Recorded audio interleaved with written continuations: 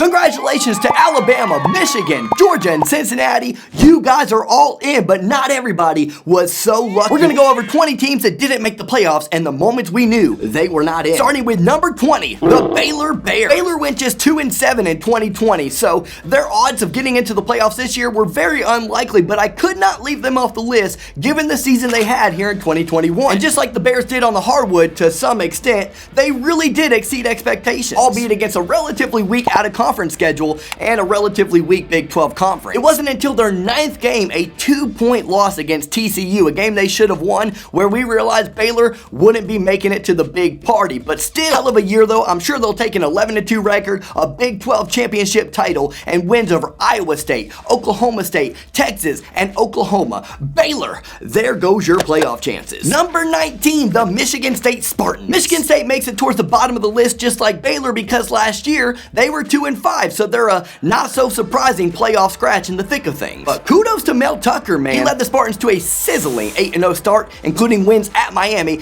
and versus Michigan before his secondary became, well, secondary. They gave up 536 passing yards to Aiden O'Connell in a loss at Purdue. That didn't necessarily do them in completely, but 2 weeks later they were trailing 49-0 at the half versus Ohio State, and that's the moment we knew things were done for the Michigan State Spartans. Michigan State, there goes your playoff chances. Number 18, the Auburn Tigers. Coming off of a 6-5 season in 2020, you're probably wondering how Auburn even made this list. Simple. Just like LSU, Auburn tends to do this thing where every now and then, once every blue moon, they come out of nowhere and become this really elite football team. So I'm not really comfortable leaving an LSU or an Auburn out because I always know they have a fighter's chance. But I would say the moment they lost their playoff chances this season was in week 3 in a 28-20 loss at Penn State in a whiteout game. Now that's just one loss, yes, but they also had to play Georgia out of the East and a really difficult SEC West schedule, so it was pretty unlikely that they were going to go through the rest of the season unscathed. Auburn,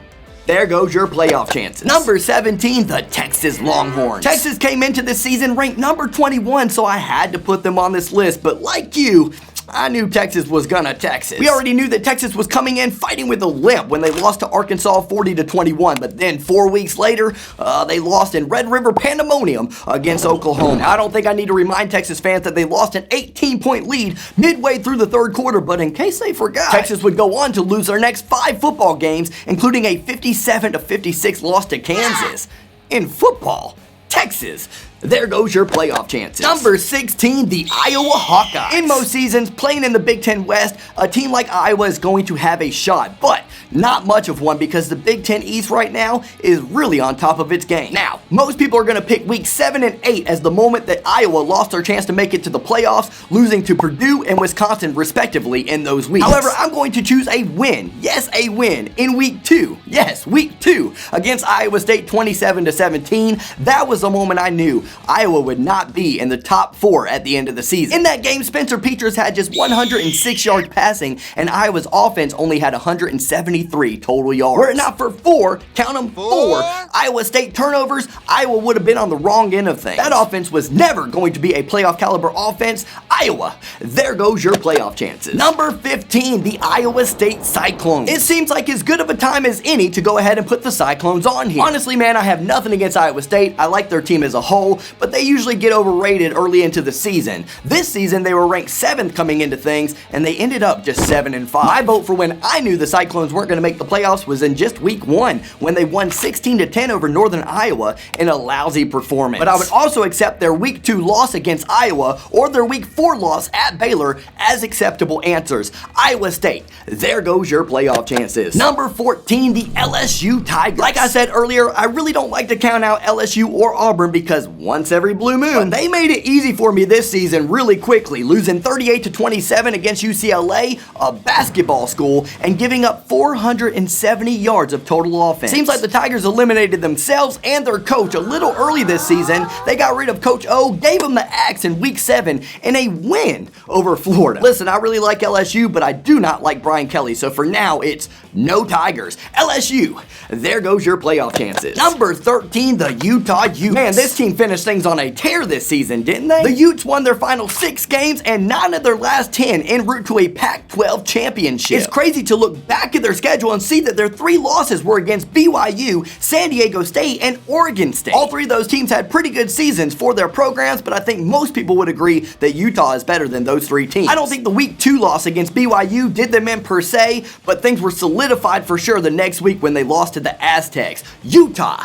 there goes your playoff chances. Number 12, the Southern Cal Trojans. Somehow Southern Cal did it once again and fooled the media in the AP poll into thinking that they're a number 15 football team. They ended the season 4-8 appropriately. I would use the Slovis injury as an excuse for them, but they were 4-5 when that happened, so nah, I ain't gonna do it. I have USC high up on this list for one reason and one reason only. That is because they play in the Pac-12, a very winnable conference. Chaos happens out west. They stood just as good of a chance as any to make it out on top there. They didn't, but it's not all bad for USC. That poor season helped them land Lincoln Riley, who I think is going to turn things around. In 2021, though, they were done for when they got their second loss in just week 4 against Oregon State. USC, there goes your playoff chances. Number 11, the Wisconsin Badgers. We learned a lot about Graham Mertz in 2020, mainly that his first performance against Illinois, a really good performance, was a bit of a fluke. So despite Wisconsin having an excellent defense, we knew there was a ceiling when it came to the offense, especially when you consider that their O-line and their running game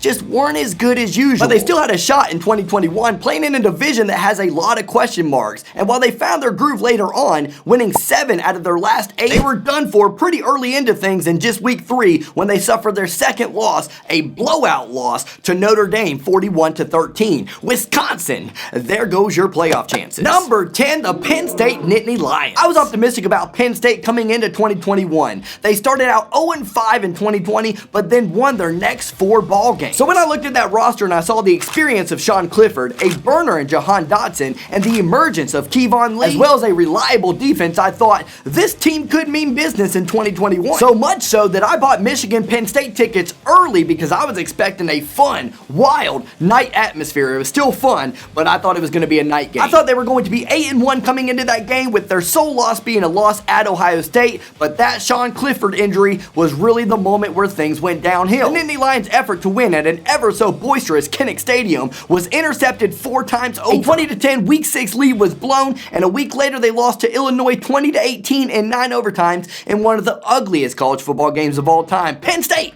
there goes your playoff chances. Number 9, the Ole Miss Rebels. It's doubtful that Ole Miss will ever make the playoffs because anytime they beat Alabama, they falter down the stretch, and anytime they don't beat Alabama, like this season, they do well, but they would literally have to win every single game in the SEC West outside of that Bama game, which is near impossible, and even then so, they'd have to ask for sympathy from the committee to let a team that didn't get into its conference championship game into the playoffs, and guess what? Their name's not Alabama. However, this season was a great one for the Ole Miss Rebels, all things considered. They started out the season unranked, lost pretty badly to Bama in week 4, but then won 7 of their next 8 games and ended up second place in the SEC West. Were it not for a week 9 loss at Auburn, the Rebels could have made things very interesting for the CFP committee. Instead though, Ole Miss, there goes your playoff chances. Number 8, the Oklahoma State Cowboys. Like Michigan does with Ohio State each season, except for this season, the Oklahoma State Cowboys struggle against their biggest rival, Oklahoma. In fact, in 2020, they lost to Boomer Sooner 41-13. But for me, the Cowboys have been consistently good year in and year out, and I was starting to see Oklahoma's dominance look a little bit less impressive each season. And I noticed that even when their defense is improved under Alex Grinch, it's still not very good. So I knew that the Cowboys stood a chance in that Big 12 conference, but I didn't know that their defense would be the talk of the town. The Pokes have one of the more interesting stories when it comes to lost playoff hopes, as theirs was lost the last week of the season, conference championship week, and by literal inches. In 2 of their last 3 possessions in the Big 12 championship game against Baylor, the Cowboys found themselves at the 1-yard line or within the 1-yard line for 1st and goal. Rather than just pound it in with 4 straight quarterback sneaks or 4 straight fullback dives, they chose to go the slow route, let a run form, and it just took too long. The first time around, they had to settle for a field goal. The second time around, I want to know why Desmond Jackson was the guy trying to get to the corner, because he couldn't get there fast enough. Oklahoma State, there goes your playoff chances. Number 7, the Florida Gators. Gone was Kyle Trask, so we knew that Florida passing offense was going to be different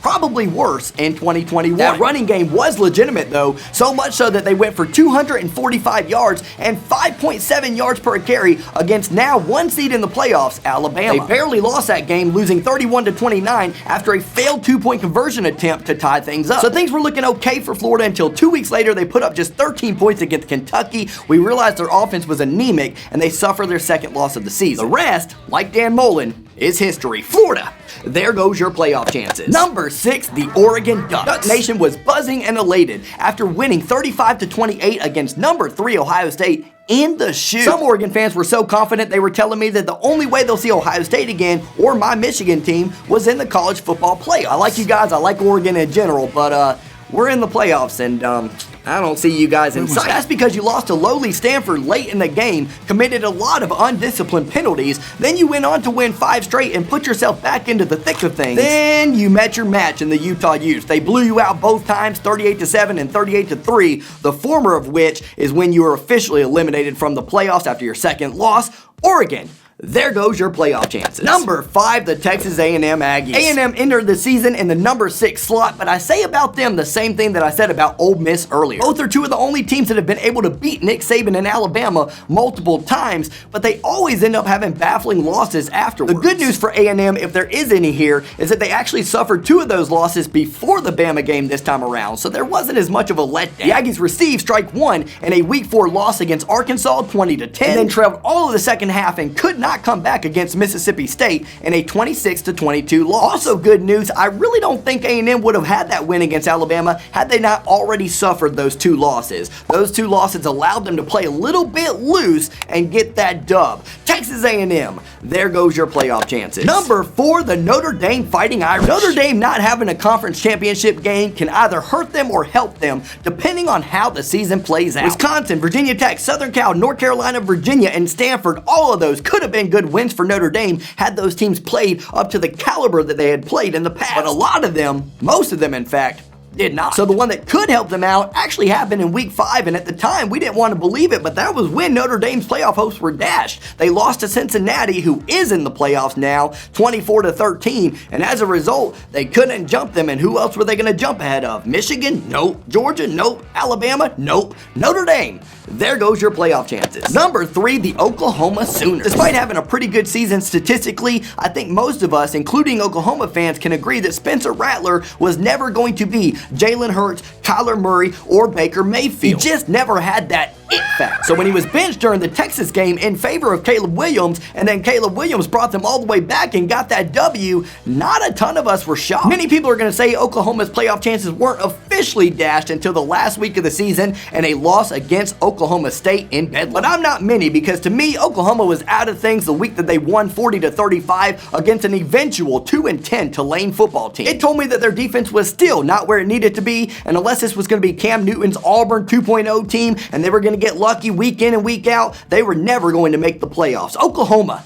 there goes your playoff chances. Number 2, Ohio State. Yeah, I know I've been saying the before every team, but you think I'm going to do Ohio State that favor? Yeah, right. The Buckeyes looked excellent all season long on the offensive side of the football, and if they can shore some things up on the defensive side of the football in 2022, they're definitely going to be among the favorites for the college football playoff championship. After a tough loss to Oregon in week 2, the Buckeyes then needed to go undefeated, and they almost did until they met my Wolverines. I still can't believe I can say that out loud and mean it. In my opinion, the exact moment when Ohio State lost its playoff chances was when Cameron Brown ripped off Roman Wilson's helmet in the end zone. That let me know that Michigan had possibly gotten in their head. On the very next play, Michigan scored a 1-yard touchdown, 1 of 5 on the day for Hassan Haskins. They took a 28-13 lead, and they ended up winning the game 42-27. But I also believe that loss was foreshadowed for them in weeks 1 and week 2, when they gave up 203 and 236 yards on the ground to Minnesota and Oregon, respectively. It not only lost them the game against Oregon in week 2, it gave Jim Harbaugh and company confidence in their blueprint against Ohio State,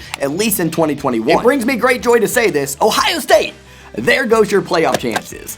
at the hands of Michigan. Number 1, the Clemson Tigers. While no one expected Ohio State to not make the playoffs, and Clemson had a tough Week 1 matchup against number 5 Georgia coming into the season, I just don't think many of us predicted that Clemson would not get in this season. By that much, I thought they were more likely to get into the playoffs than Ohio State. Again, per usual, and at no fault of their own, their schedule was relatively favorable. Now, they did end up playing 3 teams that ended up in the top 25 rankings, but those rankings weren't particularly high. They played number 12 Pitt, number 17 Wake Forest, and number 18 North Carolina State. After losing to Georgia in Week 1, the Tigers looked awful in Week 3 against Georgia Tech, winning just 14-8. Despite having excellent outings in 2020, DJ Uiagalelei just looked a little bit off the mark this season. His offensive line could not hold up and give him protection, and his receivers had a difficult time getting open for much of the year. They went into the North Carolina State game not feeling very good about themselves, and after the Wolfpack kicker went 0 for 3 during the game, they knew that they got into overtime with a lot of help. Regardless, they opened the overtime period with a touchdown score that was then answered by NC State. Then, in the second overtime period, State's Devin Carter made one hell of a catch in the end zone